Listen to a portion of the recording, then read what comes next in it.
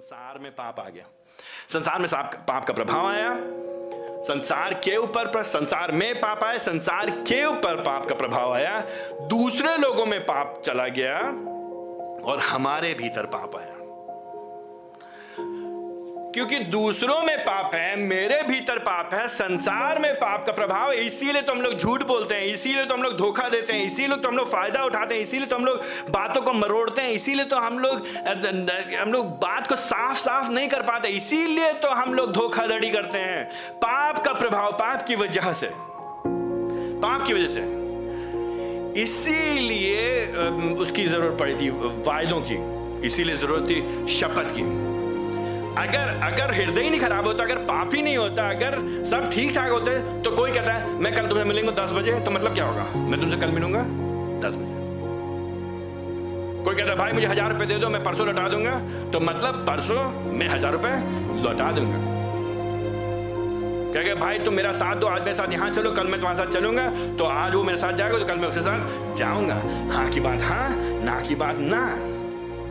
धोखा का सवाल ही नहीं है, फायदा उठाने का कोई अवसर ही नहीं है, कोई सीन ही नहीं होगा, कोई बात ही नहीं होगी। लेकिन पाप है ना, पाप मेरे अंदर, पाप दूसरे के अंदर, पाप का प्रभाव संसार में हमारे आदि माता पिता आदम और हवा की वजह से, और हम लोग जानबूझ के उसी में चले। और ये जो साइकिल है ना, इस साइकिल से हम लोग एक चक्र में से निकल नहीं पा रहे।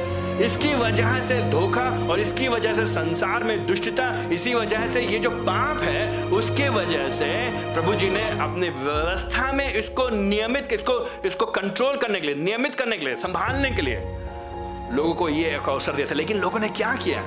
उस अच्छी चीज को जिसका उपयोग किया जा सकता था समाज में, लोगों के बीच भरोसा लाने के लिए, समाज में सही व्यवहार होने के लिए, समाज में किसी का शोषण ना हो, उसको उन्होंने क्या किया? उसको भी विकृत कर दिया। पाप क्या करता है? पाप जो है बार बार अच्छी भी चीज को विकृत कर देता है। पाप जो है परमेश्वर के द्वारा दी गई अच्छी चीजों को बार बार विकृत कर देता है। पहले पाप ने गड़बड़ किया, प्रभु जी ने एक उपाय दिया, फिर भी उसको फिर से विकृत कर दिया। याद है आपको पिछली बार हम लोग बात करते, शादी के बारे में बात करते ना हम लोग, जो शादी में क्या है, डिवोर्स, उसके बारे में, तलाक के बारे में। तो लोग क्या करेंगे? फरीसी ने क्या किया?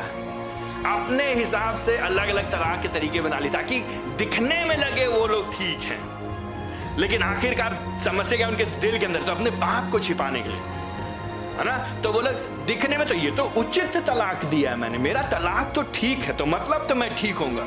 लेकिन जो तलाक जो प्रभु जी ने बेमन से दिया था लोगों के पाप की वजह से, समाज को सुधार के रखने के लिए, संभालने के लिए, उस सिस्टम को भी उन्होंने क्या किया? उसको भी तोड़ने के, मरोड़ने की कोशिश किया।